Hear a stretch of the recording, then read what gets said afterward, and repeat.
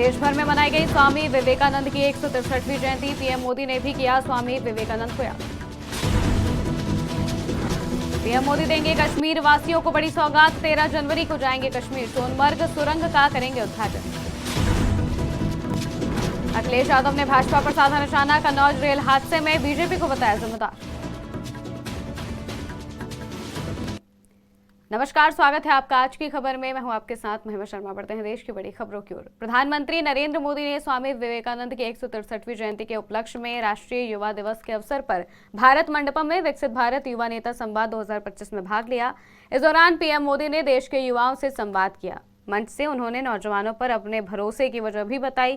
PM Modi विकसित Bharat young leaders dialogue में कई मुद्दों पर अपनी बात रखी। उन्होंने कहा कि युवाओं से उनका नाता पीएम का नहीं बल्कि परम मित्र का है।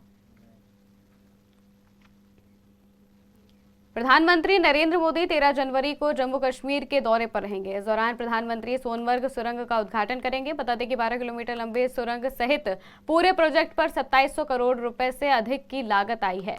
इसमें सोनमर्ग मुख्य सुरंग, एक एग्जिट सुरंग और लिंक रोड शामिल है। समुद्र तल से 8650 फुट की ऊंचाई पर स्थित इस सुरंग लेह जाने के लिए श्रीनगर और सोनमर्ग के बीच सभी मौसम में यातायात को सुगम बनाएगा। कन्नौज में रेलवे स्टेशन पर निर्माणाधीन छत अचानक से गिर गई। इस हादसे में 23 मजदूर घायल हुए हैं और सभी घायलों का इलाज अस्पताल में जारी है। वहीं इस हादसे को लेकर समाजवादी पार्टी मुखिया अखिलेश यादव बीजेपी सरकार पर हमलावर हुए। उन्होंने इस हादसे का एक वीडियो भी शेयर किया।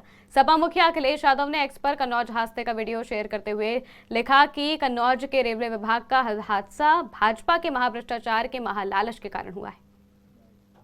ये पीडीए परिवार के साथ इसी तरह का व्यवहार इस सरकार में बहुत दिनों से हो रहा है।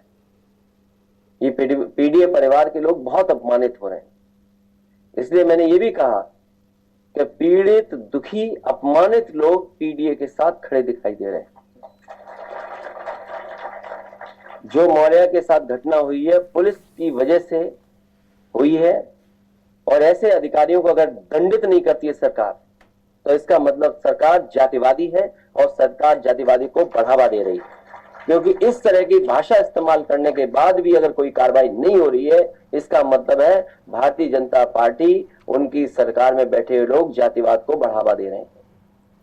केंद्रीय मंत्री हरदीप सिंह पुरी ने आम आदमी पार्टी की 10 गारंटियों को लेकर निशाना साधा। पुरी ने पूर्व सीएम अरविंद केजरीवाल को निशाने पर लेते हुए कहा कि अरविंद केजरीवाल ने दिल्ली वालों को 10 गारंटी दी थी। उन्होंने कहा कि केजरीवाल ने दिल्ली का सत्यानाश कर दिया है। पुरी ने कहा कि मैं दिल्ली वाला हूं, इसलिए समझ सकता हूं। हरदीप पुरी ने केजरीवाल के पंजाब चुनाव में किए वादों को लेकर भी खूब हमला किया। एग्जैक्टली जनवरी 19, मुझे डेट भी याद है। भाई साहब ने 10 गारंटीज दी। वो गारंटीज क्या थी कि 24 घंटे फ्री इलेक्ट्रिसिटी मिलेगी, 200 यूनिट फ्री मिलेंगे। Delhi will be free from the mess of high tension wires. I will come back to this in a minute. दूसरी गारंटी दी थी कि 24 घंटे प्योर पाइप ड्रिंकिंग वाटर होगा, 20,000 लीटर पर हाउस होल्ड फ्री दिया जाएगा।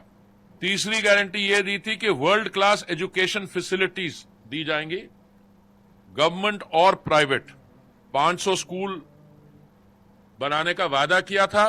2022 के आखिर तक तो 65 स्कूल बने थे, और बाद में पता लगा ये स्कूल की गिनती में भी they had move from schools to classrooms, claiming के 20,000 हमने कमरे बनाए जब तक पावर में आया। और बाद में एक सेंट्रल विजिलेंस कमीशन की रिपोर्ट है दिल्ली की 2020 की, जिन्होंने कहा कि ये दिल्ली गवर्नमेंट जो है ये टॉयलेट्स को क्लासरूम में गिनती। केंद्रीय मंत्री जितेंद्र सिंह ने ट्वीट करते हुए बताया कि रेलवे अधिकारियों ने महाकुंभ में भाग लेने के लिए कटरा प्रयागराज के बीच 3 विशेष ट्रेनों का संचालन करने की योजना बनाई है।